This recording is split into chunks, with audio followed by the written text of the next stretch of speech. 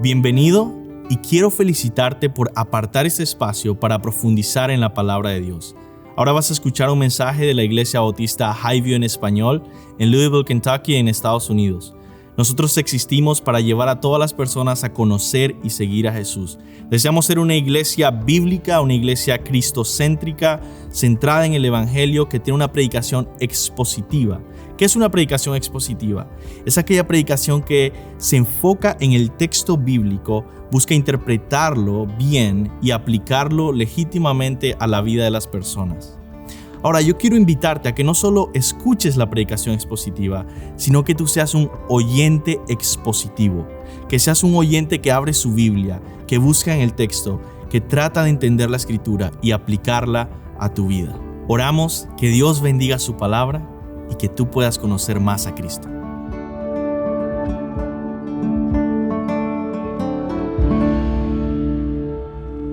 Amén. Qué gozo poder cantar juntos alabanzas al Señor. Y después de esta canción uno se queda sin voz, así que a ver qué tanto predicamos. Si pueden abrir sus Biblias en 2 de Pedro, capítulo 3. Está al final de sus Biblias, está antes de las cartas de Juan. Y hoy terminamos esta hermosa serie que hemos estado estudiando de 2 de Pedro, 1 y 2 de Pedro. Hoy terminamos, capítulo 3. Y terminamos con el fin de todas las cosas, la venida del Señor Jesucristo. Voy a leer del versículo 1 al 4, solo para darte un pequeño vistazo de lo que vamos a ver, porque vamos a ver todo el capítulo. Y yo te pido que por favor, el día de hoy, abras tu Biblia y vayas siguiendo el texto conmigo, verso a verso. Vamos a ir por todo el capítulo. Pero mira lo que dice los primeros 4 versículos, hablando de la segunda venida de Cristo. El apóstol Pedro dice: amados, esta es la segunda carta que os escribo. Y en ambas despierto con exhortación vuestro entendimiento, para que tengáis memoria de las palabras que antes han sido dichas por los santos profetas y del mandamiento del Señor y Salvador dado por vuestros apóstoles, sabiendo primero que en los postreros días, en los últimos días, vendrán burladores, andando según su propia concupiscencia o pecado, y diciendo: ¿dónde está la promesa de su advenimiento, de su venida, de su segunda venida? ¿Dónde está esa promesa? Porque desde el día en que los padres durmieron, todas las cosas permanecen así como desde el principio de la creación. ¿Dónde está la segunda venida? Si todo está tranquilo. Vamos a orar. Señor, te pido, Dios, en el nombre de Jesús, usa este tiempo para despertar en nosotros un amor por tu venida, un anhelo por tu segunda venida, un anhelo por Jesucristo. En el nombre de Jesús. Amén. El mensaje de hoy brota de una verdad fundamental, y es esta: que es un deber cristiano, escúchame bien, es un deber cristiano el anhelar fervientemente la segunda venida de Jesucristo. Y debemos reconocer que quedamos cortos en este deber cristiano. Y debemos ver esto en nuestras vidas y nuestros corazones, admitir esta falla. Ninguno aquí anhela la venida de Cristo como debería. Ni tú ni yo. Muchos olvidamos que debemos esperar con fe que Cristo venga y que esa espera debería moldear nuestro estilo de vida. 1 Corintios 11:26, hablando de la cena del Señor que vamos a celebrar el día de hoy, dice que cada vez que como iglesia tomamos la cena del Señor, cada vez que celebramos la cena del Señor, anunciamos la muerte de Cristo hasta que Él venga. La cena del Señor siempre debe ser un recordatorio de que Cristo viene y nos reunimos como su cuerpo, como su pueblo, como su iglesia, como su novia, a esperar al novio que pronto viene. Y renueva un anhelo por su venida. Y en Tito 2:13 dice que los cristianos deberíamos vivir, dice Tito, aguardando la esperanza bienaventurada y la manifestación de la gloria de nuestro Dios y Salvador Jesús. Pero ¿realmente vivimos aguardando su venida? Hace 12 años estaba en un campamento cristiano, hace bastante tiempo, en Venezuela. Y estábamos varios líderes cristianos, jóvenes, universitarios, planificando este campamento. Un campamento que iba a durar unos días y que llevaba mucha logística, juegos, enseñanzas, comida, toda clase de cosas. Y la noche final de preparación tuvimos un tiempo de oración por el campamento para que todo saliera bien. Y alguien dijo de forma de broma, imagínense que Jesucristo llegue hoy, después de todos los preparativos que hemos hecho para que el campamento comience mañana, que estamos esperando, todo el trabajo que se ha hecho por estos días. Imagínense que Jesucristo llegue hoy. Y todo el mundo dijo, no, por favor, que se espere, por favor, hasta que terminemos el campamento. Tanto trabajo que hemos hecho. Esa noche ellos expresaron en voz alta lo que muchos de nosotros pensamos sin decir. A veces tenemos prioridades diferentes y pensamos, aún no quiero que Cristo venga, quiero casarme antes, quiero tener hijos antes, o quiero tener nietos antes, o quiero terminar mi carrera, o comprar mi casa, o viajar por el mundo, o lograr mis metas antes de que pueda venir Jesús. Y la realidad es que si somos sinceros, todos estamos en esto. Todos luchamos con cultivar un corazón que viva despegado de este mundo y anhelando constantemente la venida de Cristo. Por cierto, esto dice mucho de que nuestra escatología o la idea de del fin del tiempo o de la eternidad está muy mal. Porque pensamos que vamos a estar flotando como almas por toda la eternidad. Y la Biblia, como vamos a ver en este capítulo, no habla de esto. Habla de un nuevo cielo y nueva tierra. Si quieres viajar por el mundo, esos viajes van a ser mejores después de la venida de Cristo. Pensamos que todo lo que conocemos va a ser completamente distinto.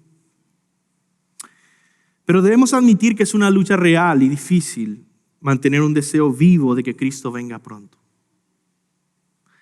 Nuestro pecado hace que nuestra mente se distraiga con la vanidad de este mundo y que nuestros corazones se enfríen, pero no anhelen la venida de Cristo.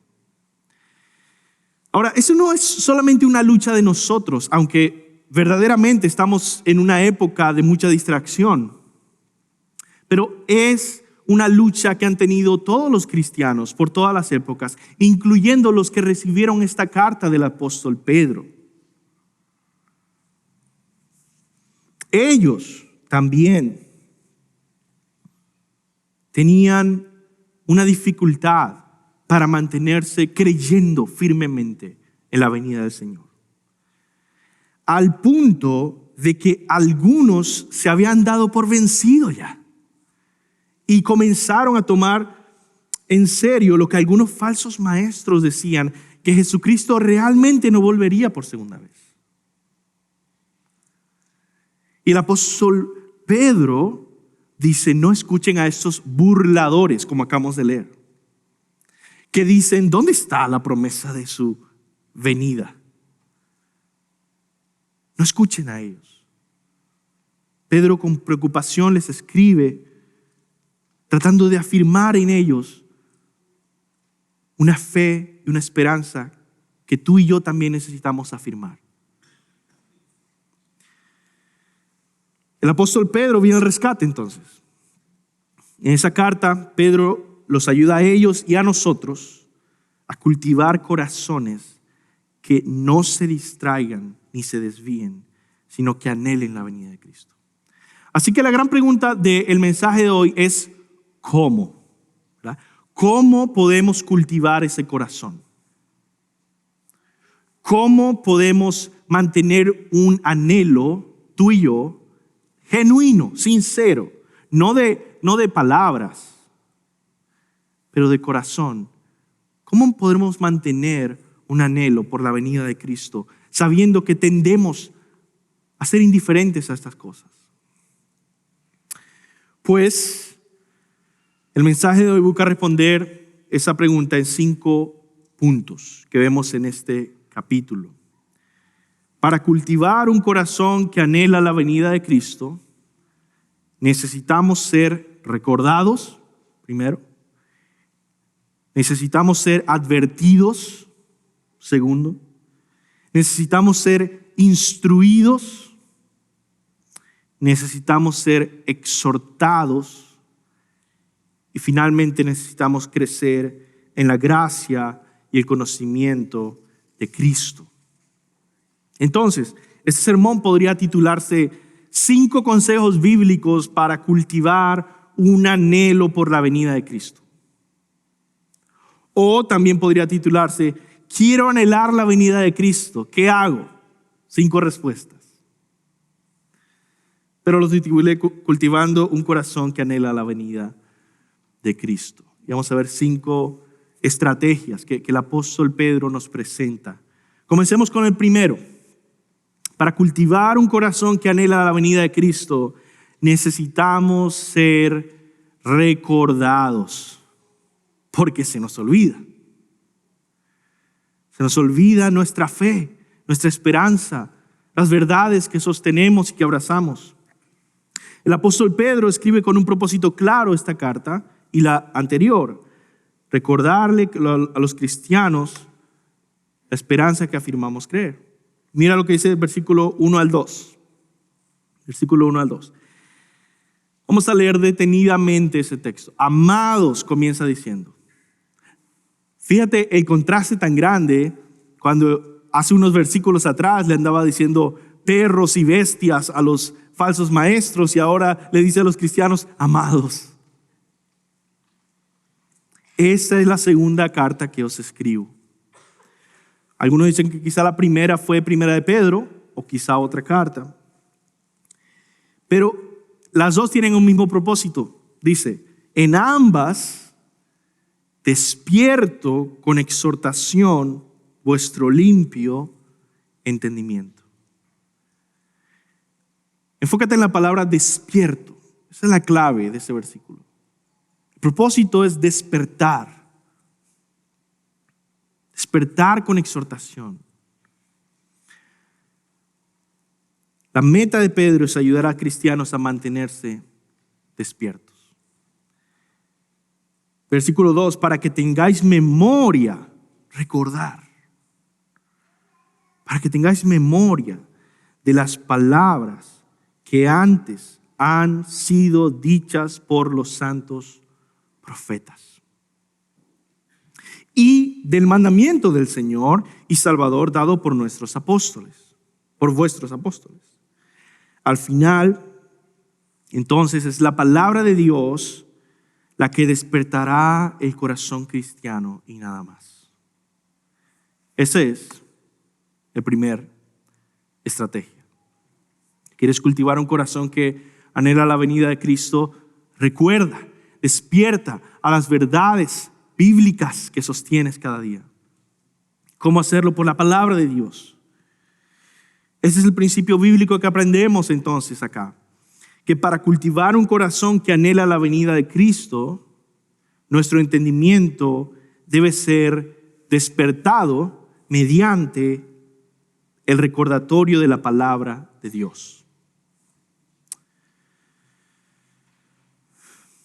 Por nuestra naturaleza pecaminosa, lo que nos queda de pecado, tendemos a dormirnos a estas verdades, a olvidarlas. Vivimos como si no fueran reales, como si no fuera muy cierto esto que creemos. Por lo tanto, una de las cosas más importantes que podemos hacer es recordar y recordarnos unos a otros esas verdades. Ahora, ¿cómo podemos hacer eso? Déjame darte una aplicación práctica. Ese constante recordatorio del que habla Pedro, que tú necesitas experimentar, debería suceder en tu vida primariamente en 4 áreas. Y pregúntate si está sucediendo en esas 4 áreas. Primero, en devocionales personales o adoración personal, en el que lees tu Biblia, oras a solas, y el Espíritu Santo te recuerda las verdades gloriosas de la palabra cuando la lees. Y tu corazón empieza a ser despertado, preparado para tu Señor que viene pronto.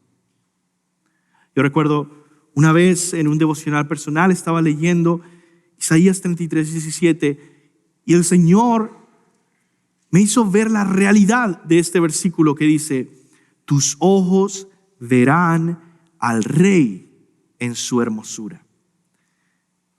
Y decía, qué increíble. Son nuestros ojos, es la promesa del Señor, nuestros ojos verán al Rey y lo verán en su hermosura. Eso no hubiera pasado, ese despertar no hubiera pasado si yo no hubiera leído mi Biblia. Devocionales personales. Segundo, en la adoración familiar. Cuando reúnes a tu familia para leer la Biblia, orar juntos y cantar, recuerdas las palabras, recuerdas la palabra de Dios, recuerdas la esperanza cristiana. Recuerdo una de las mejores experiencias que he tenido en nuestros devocionales familiares. Ha sido leyendo a través de Levíticos, de todos los libros, Levíticos, con la Biblia de estudio Herencia Reformada, viendo a Cristo en cada capítulo, con la ayuda de este recurso, de esta Biblia, y juntos maravillándonos de Levíticos. Eso sucede en devocionales familiares, que en esta iglesia impulsamos y tratamos de equipar a cada familia a estar listos para hacerlos cada día. Tercero, en la comunión, tradicionalmente se diría en la comunión con los santos, es decir, con los cristianos. La comunión entre ustedes. Cuando pasamos tiempo con nuestros hermanos, con nuestras hermanas, y podemos juntos recordarnos la palabra de Dios. Y por último, especialmente en la congregación, en la adoración congregacional. Ese debe ser un compromiso esencial en tu vida y que para mí distingue mucho entre cristianos maduros e inmaduros. Comprométete a congregarte cada domingo sin falta, a llegar temprano, aprovechar con tu corazón cada canción, cada lectura bíblica, cada tiempo de oración, cada sermón para despertar tu corazón con la palabra de Dios. Por ejemplo, hoy vemos este precioso versículo en 2 de Pedro 3:13 que dice: pero según su promesa, nosotros esperamos nuevos cielos y nueva tierra en los cuales mora la justicia. Eso es lo que esperamos y eso es lo que estamos recordando hoy. Esperamos nuevo cielo y nueva tierra, nosotros. Eso sucede cuando nos congregamos. En conclusión, necesitamos ser constantes en cada una de estas áreas para cultivar un corazón que anhela la venida de Cristo, porque recibimos la palabra a través de todas estas áreas y somos despertados y no nos dormimos. Pero no es suficiente recordar. No es suficiente recordar. Nuestro corazón es demasiado corrupto y débil y fácilmente desviado. Nuestro corazón no solo es olvidadizo, también es vulnerable y tiene enemigos externos que lo atacan. Y eso es lo que el apóstol Pedro continúa diciendo en el versículo 3 al 4. Necesitamos ser advertidos, no solo recordar, pero ser advertidos de los enemigos de nuestros corazones. Necesitamos ser advertidos. Mira el versículo 3. Sabiendo primero eso, que en los postreros días vendrán burladores. Ahora, ¿qué son los postreros días, los últimos días? No son días futuros que no conocemos. La Biblia es extremadamente clara con esta frase. Lo hemos dicho una y otra vez y a través de los años ha surgido cada texto hablando de los últimos días. Pablo habla mucho de los últimos días. Pedro habla de los últimos días. ¿Y a qué se refiere? Está refiriéndose a hoy. Está refiriéndose al momento que Jesús vino por primera vez hasta que viene por segunda vez. Son los últimos días. Si tú le preguntas a un profeta o a un judío del Antiguo Testamento, ¿cuándo comenzarán los últimos días? Dirá, pues los últimos días son cuando venga el Mesías. ¿Es acaso Jesús el Mesías? Sí. ¿Vino? Sí. Y la Biblia es muy clara. Hebreos 1, del 1 al 2 dice esto. Dios, habiendo hablado hace mucho tiempo, en muchas ocasiones y de muchas maneras a los padres por los profetas, en estos últimos días nos ha hablado por su Hijo. ¿Cuándo son los últimos días? En estos últimos días nos ha hablado por su Hijo. En estos últimos días se ha manifestado el Señor y la venida del Señor, que es Jesucristo, a quien constituyó heredero de todas las cosas, por medio de quien hizo también el universo. Dice. En esos últimos días, ¿qué va a pasar? Dice, vendrán burladores. Tendrás enemigos del evangelio, enemigos de la iglesia, enemigos de tu alma. Y los describe como burladores. Qué interesante. Quizá no algo demasiado aterrador para nosotros. ¿Este es el enemigo de nuestra alma, un burlador? ¿Acaso no es inofensivo? No.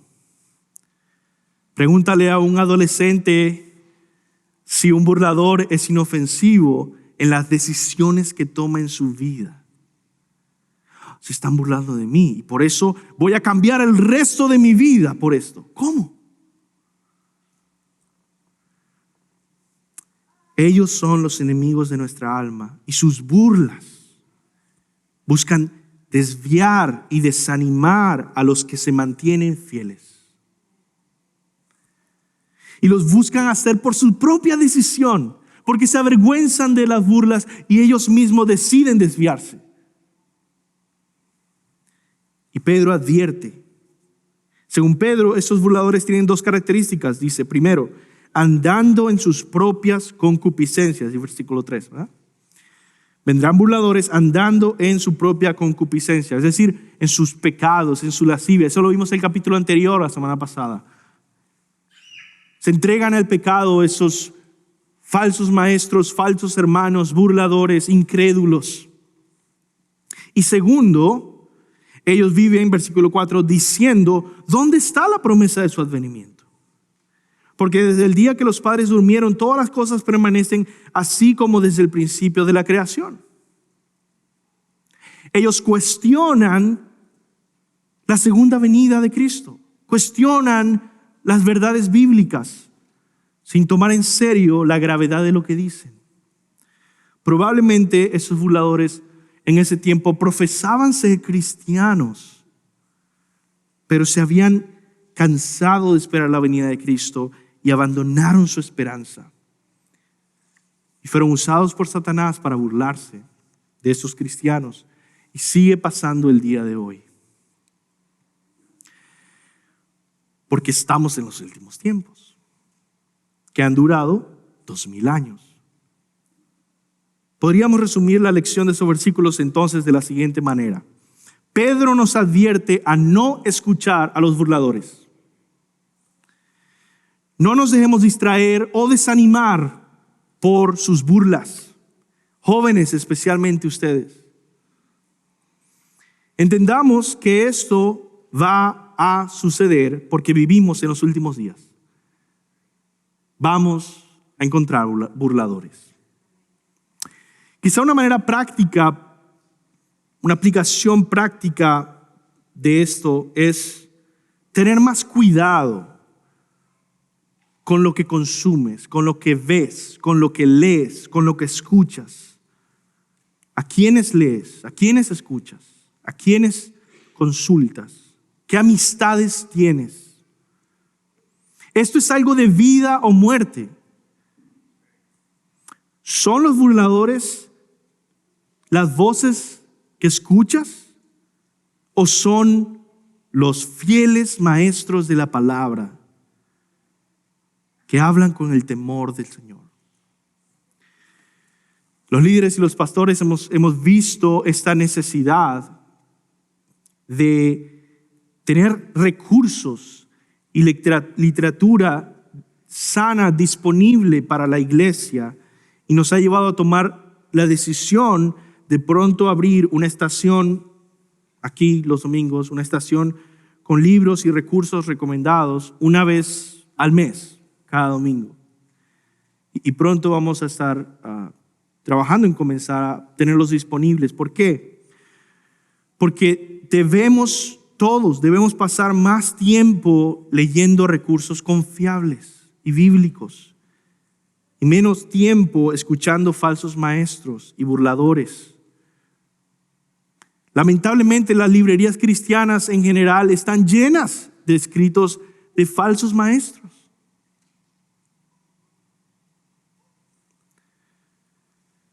El internet está lleno de burladores de la fe. Y por eso vamos a estar trayendo estos recursos. Ahora, si eres un joven estudiante, déjame decirte algo para terminar este punto. Y es que en la escuela, en la universidad, en las redes sociales y en la cultura vas a encontrar burladores. Muchos se van a burlar de tu fe si tú eres cristiano. Quizá te encontrarás a alguien burlándose, quizá un profesor, quizá un compañero, que te va a decir, ¿de verdad crees que la evolución es real? ¿Que la evolución no es real? ¿De verdad piensas que Dios hizo el mundo en 6 días? ¿De verdad piensas que la Biblia es la palabra de Dios sin errores?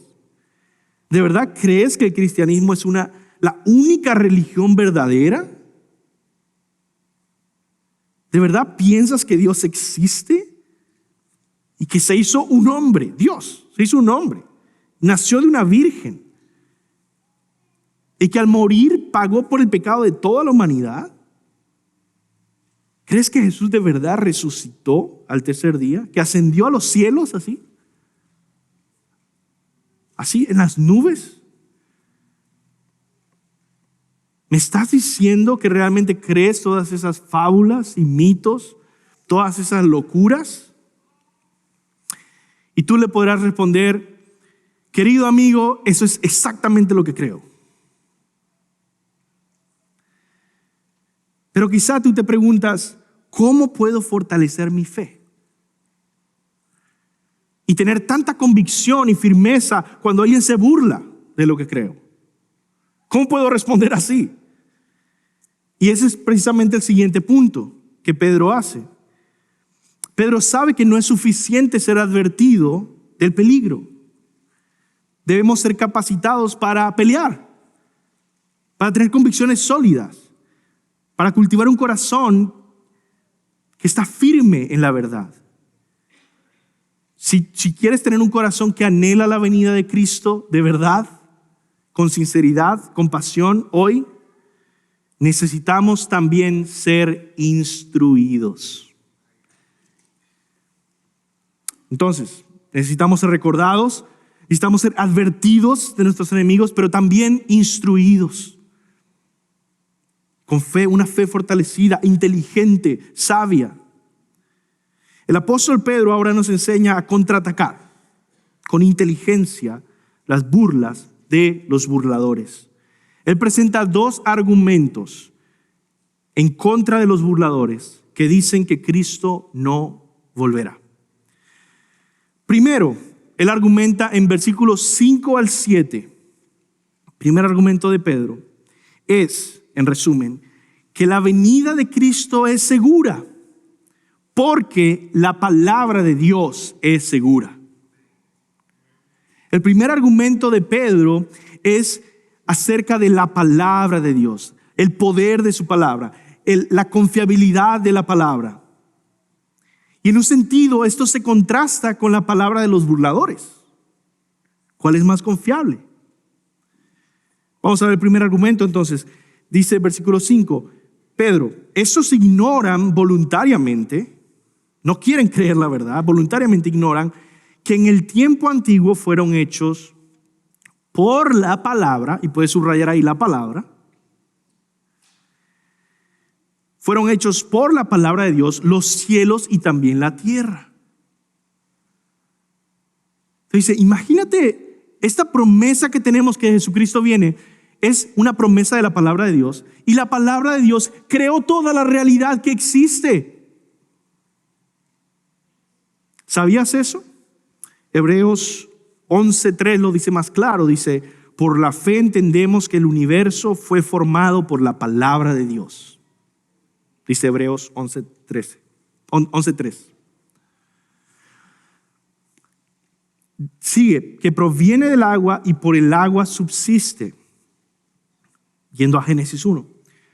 Seguimos, versículo 6, por lo cual el mundo de entonces pereció anegado en agua, pero los cielos y la tierra que existen ahora están reservados por la misma palabra, guardados para el fuego en el día del juicio y de la perdición de los hombres impíos.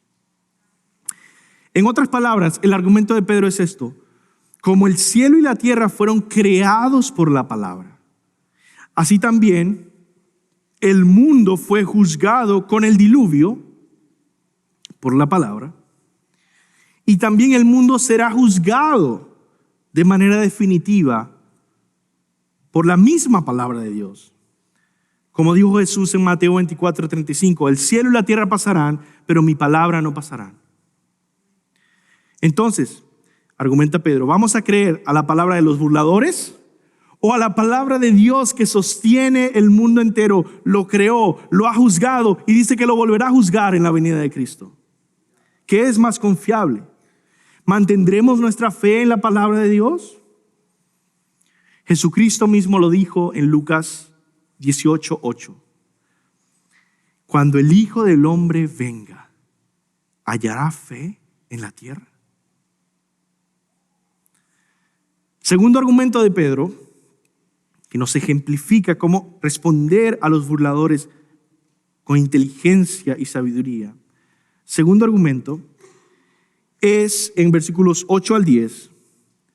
Pedro argumenta que Cristo aún no ha venido porque su tiempo es distinto al nuestro y porque está siendo paciente con los que deben arrepentirse. Es decir, en vez de que cause dudas en nosotros el hecho de que se ha tardado 2000 años Cristo en venir, en vez de causar duda y desánimo en los cristianos, debería causar agradecimiento.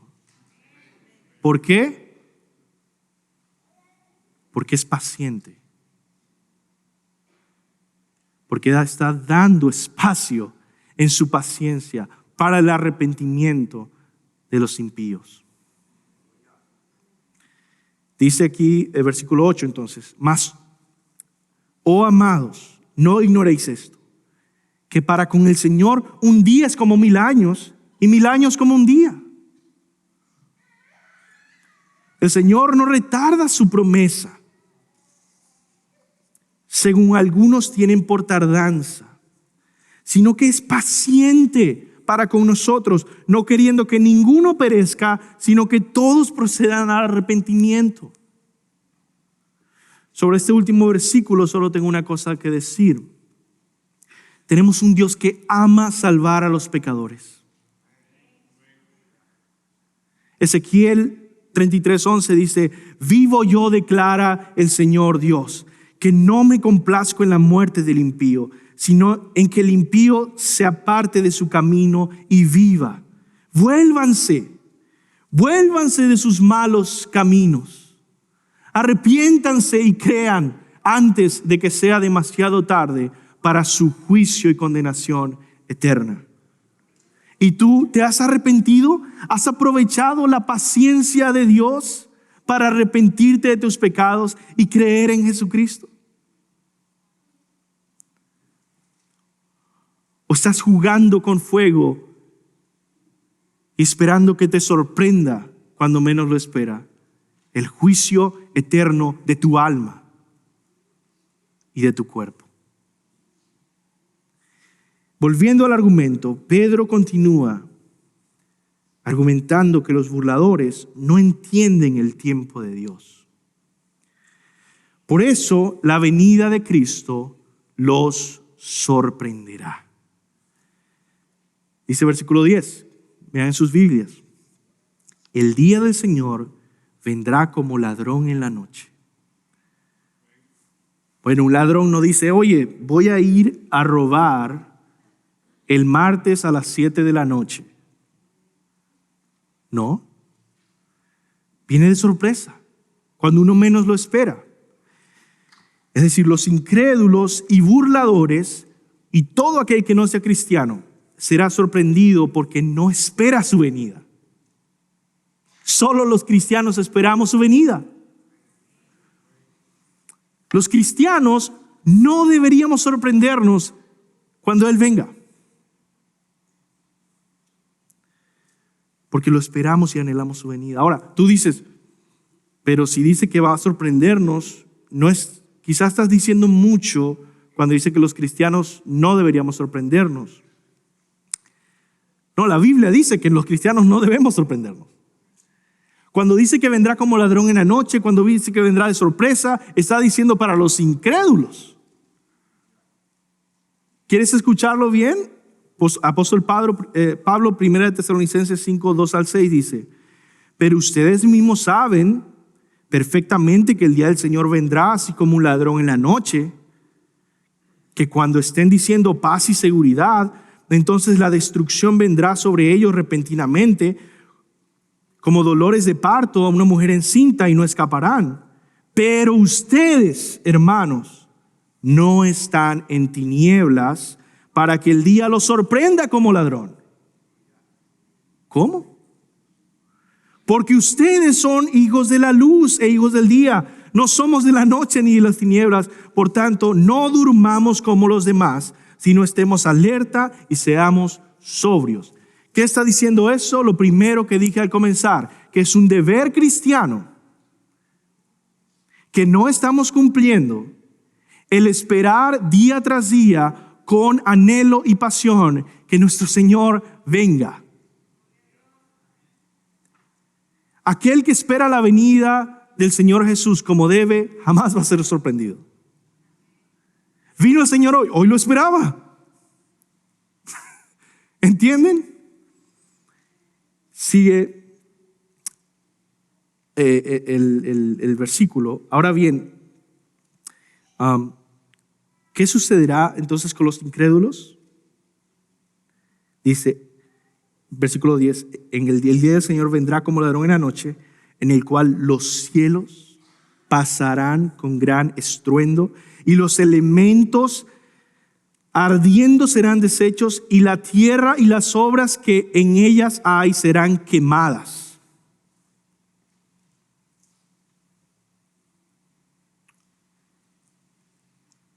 Si algunos predicadores antiguos predicaban fuego y azufre va a venir, pero ya no predicamos así. Bueno, eso es lo que está predicando Pedro. ¿Será que nos incomodaba tanto la verdad que preferimos no mencionarla? Pero eso es verdad. Y sorprenderá a los incrédulos que será destruido todo. Que será condenado el mundo. Aunque todo el mundo parezca estable, de repente, en cualquier momento, el tiempo de Dios se cumplirá y el juicio de Dios se derramará por todo el mundo que no se arrepiente y crea en Cristo. Entonces, si puedo resumir la lección de todos estos versículos en el que Pedro da estos argumentos contra los burladores, yo diría que Pedro nos instruye con argumentos que nos hacen sabios para combatir a los burladores que nos encontramos. No eres tú el que debería avergonzarse de creer lo que crees. No eres tú el que debería ir con la cabeza abajo diciendo, bueno, ¿será que yo creo estas cosas y estoy mal? Son ellos los que deberían estar arrodillados, suplicando misericordia al Señor. Son ellos los que deberían estar humillados al haber sido burladores e incrédulos contra el juicio que de verdad va a venir. Nosotros deberíamos estar confiados en lo que creemos. No solo debemos huir de los falsos maestros o los burladores, debemos desarrollar una fe firme que destruya sus argumentos. Pedro, en 1 Pedro 3:15 dice que debemos presentar defensa a todo aquel que demande razón de la esperanza que hay en ustedes. Quizá una aplicación práctica que te puedes llevar de este punto es la necesidad de no ser perezosos o flojos mentalmente. Un cristiano debe aprender a leer, a estudiar y madurar mentalmente. Muchos cristianos no se esfuerzan por leer o estudiar o memorizar la palabra y profundizar en sus estudios bíblicos. Pero estamos en los últimos tiempos. Necesitamos tener convicciones firmes y bíblicas. Un dato interesante de la historia que quizá tú no sabes y quizá piensas, bueno, el pastor está insultando a los que no saben leer. Hermanos, la razón principal por la que el mundo entero sabe leer el día de hoy es por los cristianos. Porque los cristianos creen esto que acabo de decir, a tal punto que van misioneros a un lugar donde la gente no lee y ¿saben qué pasa? Les enseñan a leer. Van a un lugar donde no hay escritura, el idioma no tiene escritura. Crean una escritura y les enseñan a leer. Antes del cristianismo, casi nadie sabía leer. Después del cristianismo, en todo el mundo hay educación. Por este punto, hermanos. Viene una persona que no sabe leer, nosotros te ayudamos a leer. ¿Por qué? Porque estamos en los últimos tiempos y necesitamos tener convicciones firmes y bíblicas y sabias e inteligentes y no dejarnos llevar por todo viento de doctrina. ¿Cuántos falsos maestros se quedarían sin trabajo si tan solo la mitad de los cristianos en el mundo fueran diligentes en estudiar su Biblia y fortalecer sus convicciones doctrinales? Así que estudiemos arduamente para conocer mejor a Dios, adorarle con pureza, proteger a nuestras familias y proteger la fe que Dios ha depositado en nosotros. Pero hermanos, si estudiamos mucho, nuestros corazones y nuestras vidas pueden permanecer fríos. y apáticos ante la venida de Cristo también. Así que no es suficiente con ser recordados y con ser advertidos de los falsos maestros, ni tampoco con ser instruidos en la palabra de Dios. No es suficiente.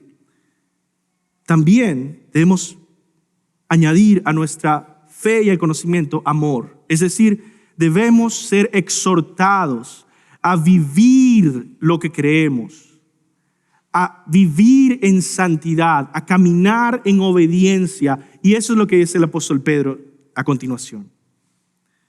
Necesitamos ser exhortados a la obediencia. Para cultivar un corazón que anhela la venida de Cristo, necesitamos ser exhortados a la santidad también. Y eso es lo que hace el apóstol Pedro. Miren versículo 11 al 17, vamos a estar viendo esta porción. Fíjense lo práctico que se vuelve el apóstol. Dice, puesto que todas esas cosas han de ser deshechas, ya que tú has aprendido el día de hoy, todo el mundo va a ser destruido, ¿cómo no debéis vosotros andar en santa y piadosa manera de vivir? Esperando y apresurándoos para la venida de Dios, en el cual los cielos encendiéndose serán deshechos y los elementos siendo quemados se fundirán. ¿Qué significa esto? Todo este lenguaje de destrucción, además de ser literal, de que va a ser destruido, es un lenguaje de purificación. Es un lenguaje de justicia. Dios traerá justicia santa, purificación a este mundo. Todas las cosas serán juzgadas, pasadas por el fuego santo del juicio de Dios. No va a quedar ninguna piedra sin voltear, ninguna esquina sin examinar y ningún secreto sin descubrir. Todo será revelado, todo será examinado, todo será juzgado y todo lo malo será condenado. El mundo como lo conocemos será examinado y condenado. Ese es el punto detrás de lo físico de la condenación. Es una purificación sin dejar ni un espacio. Piensa un poquito en la verdad de esta profecía. Piensa en cada persona que conoces que no es cristiana, hoy mismo. ¿Acaso no debería movernos nuestros corazones a orar por su conversión y a advertirles del juicio que se aproxima? ¿Acaso no debería movernos a tomar el teléfono hoy mismo y decir, estoy preocupado por tu alma y por tu futuro? El juicio de Dios viene pronto y los que no estén en Cristo serán condenados. Pero quizá una pregunta que tienes, además de pensar en los incrédulos, es, ¿qué pasa con los cristianos? ¿Será que los cristianos vamos a recibir el juicio físico del mundo entero? ¿Será que vamos a ser destruidos junto con los incrédulos? En la venida del Señor, los cristianos no seremos condenados con el mundo, sino que en ese día, el día de su venida, seremos rescatados del juicio, así como los ángeles, escucha, así como los ángeles rescataron a Lot cuando fueron a juzgar Sodoma y se lo llevaron. Cuando fuimos a través de Génesis fue interesante considerar esto, que Lot ni siquiera quería irse y los ángeles se lo arrastraron, casi se lo llevaron por fidelidad al pacto con Abraham y por fidelidad al pacto del Padre con el Hijo. todos los cristianos serán rescatados. Y seremos rescatados del juicio antes de que Sodoma sea destruida. Así sucederá en el día que Jesús venga. Ese día que Jesús venga. Algunos predicadores enseñan que el arrebatamiento sucederá 7 años antes de la venida de Cristo. Pero la Biblia dice claramente que sucederá el día de la segunda venida de Cristo. Nos encontraremos con Él en el aire.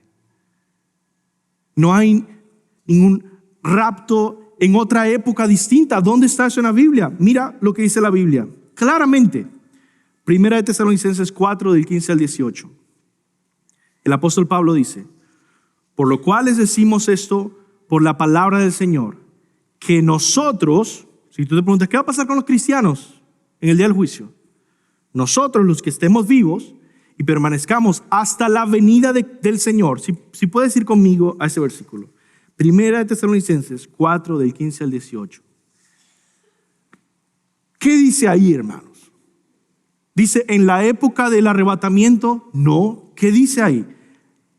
La venida del Señor. En griego esa palabra es parusía, una palabra que en toda la historia del cristianismo se ha usado para hablar de la segunda venida del Señor. Los que permanezcan, versículo 15, 1 Tesalonicenses 4:15. Por lo cual les decimos esto por la palabra del Señor, que nosotros los que estemos vivos y permanezcamos hasta la venida del Señor, no precederemos a los que durmieron, pues el Señor mismo descenderá del cielo con voz de mando. ¿Cuándo va a pasar eso? Cuando el Señor venga. Él va a descender del cielo con voz de mando, con voz de arcángel y con voz de trompeta de Dios, y los muertos en Cristo se levantarán primero. Entonces nosotros, los que estemos vivos y permanezcamos, seremos arrebatados juntamente con ellos en las nubes al encuentro con del Señor en el aire. Ese es el único versículo que usa la palabra arrebatados y está hablando de la venida de Cristo, no de otra época, hermanos. Es extremadamente claro en el texto. Y yo, por cierto, no estoy hablando de algún sistema escatológico. Tú puedes tener cualquier posición de escatología. Eso es un punto específico. ¿Cuándo vamos a ser tomados en el Señor en el aire? Aquí está diciendo el día de la venida del Señor, cuando Él descienda del cielo con voz de mando. Seremos arrebatados juntamente con ellos en las nubes al encuentro del Señor en el aire, y así estaremos con el Señor siempre. Por tanto, confórtense unos a otros con estas palabras.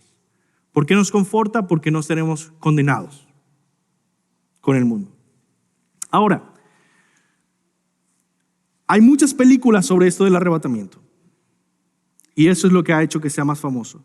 Pero Jesucristo explica eso también en otros términos muy claros, y no es como que estamos como que volando y levitando, pero mira lo que dice Jesús, Mateo 24, del 30 al 31.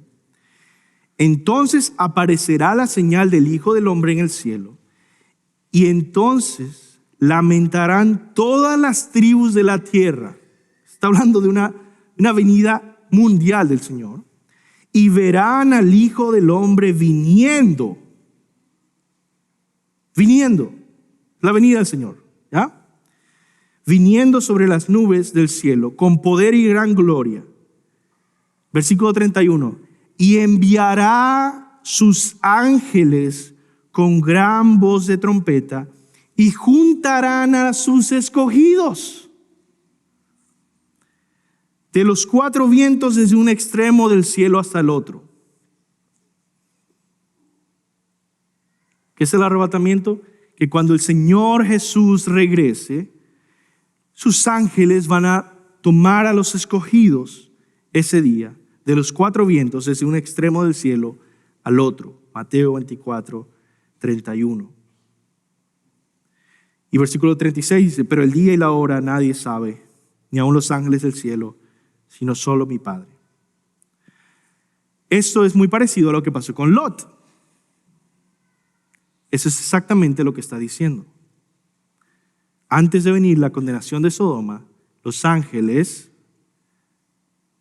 tomarán a los escogidos, según el pacto del Señor, y los rescatarán del juicio de fuego. Los cristianos no seremos condenados con el mundo, sino rescatados. Ahora también el apóstol Pedro continúa en el versículo 13 con ese consuelo. Mira el versículo 13, pero nosotros esperamos según sus promesas, cielo nuevo y tierra nueva. Entonces, está hablando de la condenación. Ellos serán condenados, pero nosotros esperamos según su promesa, cielo nuevo y tierra nueva, en los cuales mora la justicia. Los burladores serán sorprendidos con fuego, pero los que esperan la venida del Señor recibiremos lo que esperamos. Habitaremos en un cielo nuevo y una tierra nueva, donde mora la justicia. En Apocalipsis 21, del 1 al 4, habla de este cielo nuevo y tierra nueva que veremos. Se vio un cielo nuevo y una tierra nueva, porque el primer cielo y la primera tierra pasaron, y el mar ya no existía más. Y oí una gran voz del cielo que decía: he aquí el tabernáculo de Dios con los hombres. Lo mejor del cielo es Dios. El tabernáculo es el lugar de la presencia de Dios. Dice, ese es el tabernáculo de Dios con los hombres. Él morará con ellos. El cielo nuevo y tierra nueva es el tabernáculo de Dios. Dios habita con nosotros. Y ellos serán su pueblo, y Dios mismo estará con ellos como su Dios. Enjugará Dios toda la lágrima de los ojos de ellos, y ya no habrá muerte, ni habrá llanto, ni clamor, ni dolor, porque las primeras cosas pasaron. ¿Qué debe producir estas buenas noticias en nosotros? Debe producir santidad.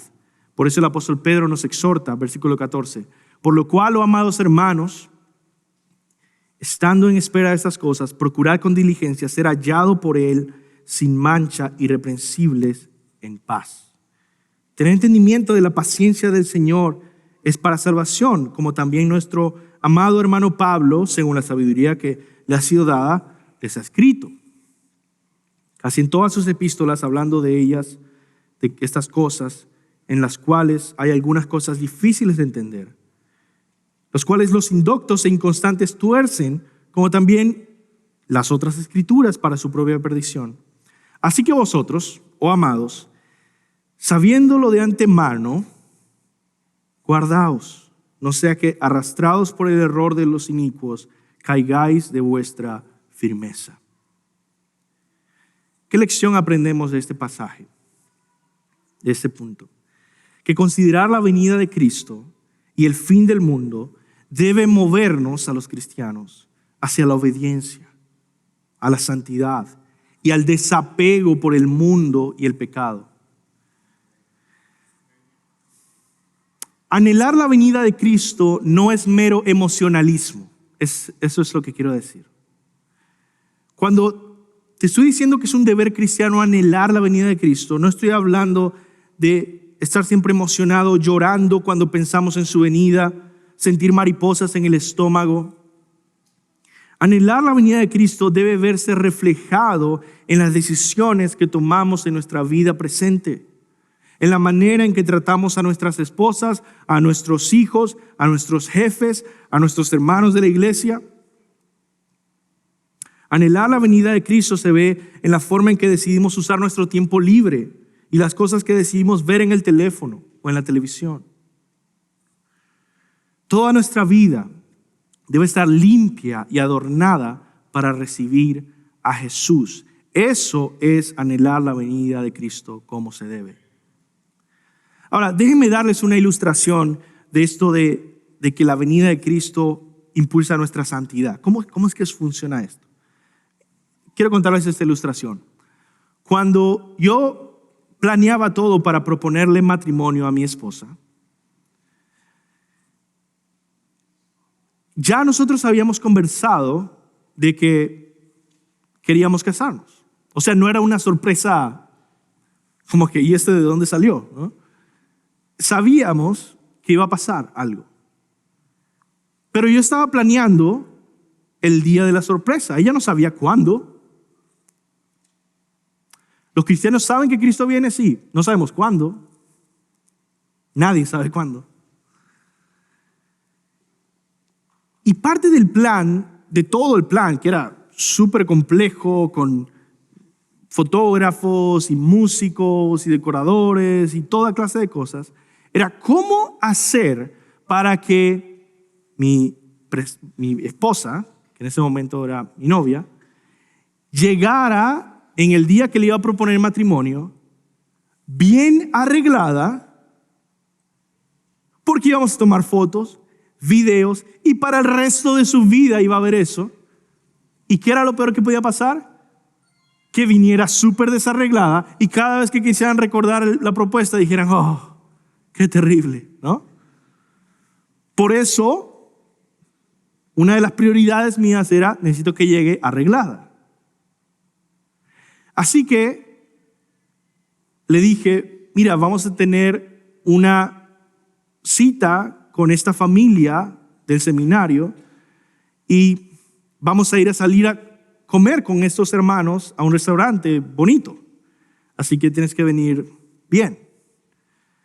Entonces, esa fue la excusa para que ella viniera bien arreglada y fue completamente una sorpresa para ella.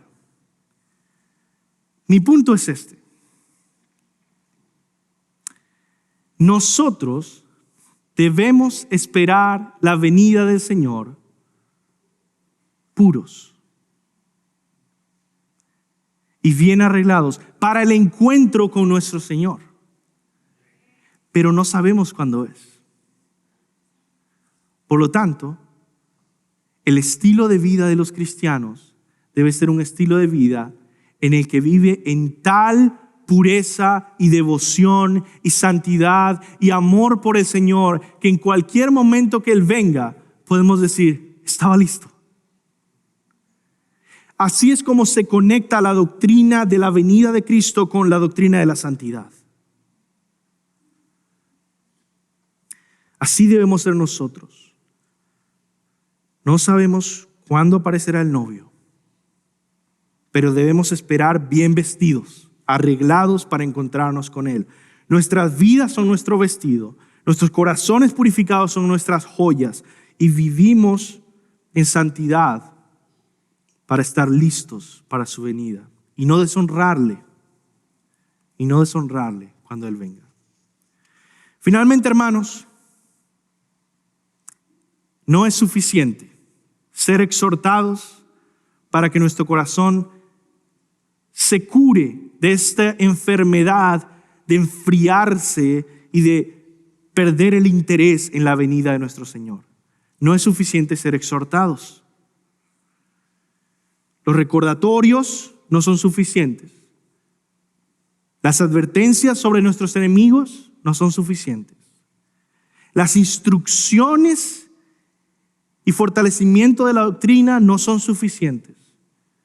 Y la exhortación a vivir en santidad lo que creemos no es suficiente. Y no hará ningún beneficio si no obtenemos esto último. El último versículo de la carta. Si no obtenemos diariamente la gracia y el conocimiento de Jesucristo. Por eso el apóstol Pedro termina apuntando hacia el remedio de remedios, al que le da sentido a toda esa lista. Necesitamos crecer en la gracia y el conocimiento de Cristo. Versículo 18. Esa es la clave para cultivar un corazón que no se distrae con la vanidad del mundo ni se desanima con la palabra de los burladores, sino que anhela la venida de Cristo siempre. Esa es la clave. Crecer en la gracia y el conocimiento de Cristo. Mira lo que dice el versículo. Para terminar, antes bien, creced en la gracia y el conocimiento de nuestro Señor y Salvador Jesucristo. A Él sea gloria ahora y hasta el día de la eternidad. Amén. En este versículo aprendemos la lección más importante del capítulo 3. La lección más importante del día de hoy, que solo obteniendo más de Jesús en nuestros corazones, podemos cultivar corazones que anhelan su venida todos los días. No hay otra forma de lograr ayudar a nuestros corazones. Jesús es el único remedio para nuestra condición. Debemos buscar obtener más de Cristo cada día. Primero yo quiero que entiendas esto. Es una necesidad. Lo necesitamos. Necesitamos crecer en la gracia y el conocimiento de Jesucristo. Una ilustración. Nosotros somos como, nuestro corazón es como la tierra del cultivo que se seca cada día bajo el sol de cada día, ¿no? Y debe ser regada con el agua de la gracia de Dios cada día para que se mantenga fresca y pueda crecer en fruto. ¿Está seco el día de hoy? ¿Sientes que está seco? Lo podemos sentir claramente cuando estamos secos. Entonces es porque tu corazón necesita ser regado cada día con la gracia y el conocimiento de Jesucristo. Ahora, lo segundo que te quiero decir es que no solo es una necesidad, sino es algo que incrementa. Dice que crecemos en esta gracia y conocimiento de Jesucristo. Y esta es la parte más difícil de entender a primera vista, pero no es tan difícil cuando se lo explican a uno. Necesitamos más y más y más gracia cada día. Quizás te preguntas, ¿acaso el cristiano ya no ha obtenido la gracia, el conocimiento de Cristo? ¿Nos falta algo? O sea, se supone que ya tenemos a Cristo, ¿no? ¿Por qué el apóstol nos dice que crezcamos en ella, en la gracia?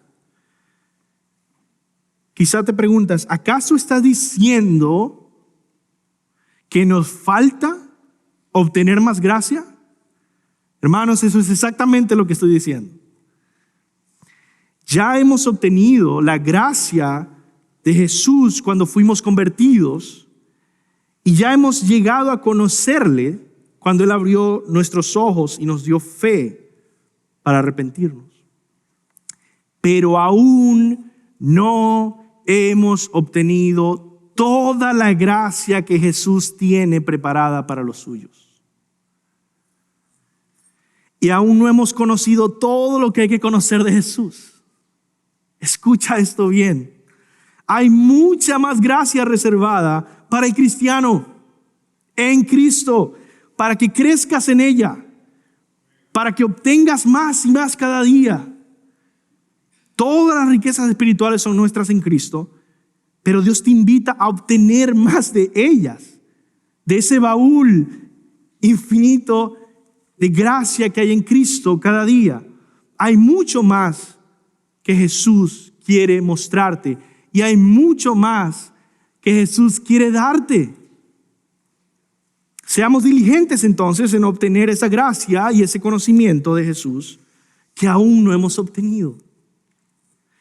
Crezcamos entonces cada día en la gracia y el conocimiento de Jesucristo, porque aún nos falta mucho más que disfrutar. El cielo ha sido abierto para aquellos que creen en el nombre de Cristo. Y apenas hemos probado un poco de su dulzura. La conversión es el comienzo de probar la gracia de Cristo, de conocer a Jesús, pero hay mucho más por probar. Hay mucho más que obtener. Hay mucho más que conocer. Hay mucho más que recibir de Jesús. Y Dios te lo ofrece cada día si tan solo tú lo recibes. Por supuesto, la pregunta es ¿cómo? ¿Cómo podemos entonces recibirlo cada día? Si esto es lo que más necesitas en tu vida entera, ¿cómo puedes obtener más y crecer en la gracia y el conocimiento de Jesucristo? La teología responde oficialmente a esta pregunta diciendo esto, que podemos crecer en la gracia y el conocimiento de Cristo al participar constantemente de los medios de gracia. Y eso surge la pregunta, ¿qué son los medios de gracia? Son las formas que Dios ha establecido para que recibamos más de Cristo en nuestras almas por medio de la fe. Son las actividades que Él ha desarrollado para que fortalezcamos y pongamos en ejercicio nuestra fe. Piensa en la fe como un brazo. Cristo es todo lo que necesitamos y la fe es el aferrarnos a Jesús. Pero nuestro brazo debe estar ejercitado para aferrarnos constantemente a Jesús. Ese ejercicio es lo que se llama los medios de gracia. ¿Cuáles son estos medios de gracia? No son ningún misterio, tú ya los conoces. La lectura bíblica. La lectura de la Biblia. Segundo, la oración. Por medio de la lectura de la Biblia, ejercitamos nuestra fe para obtener más de Cristo. ¿Entendemos? Sí.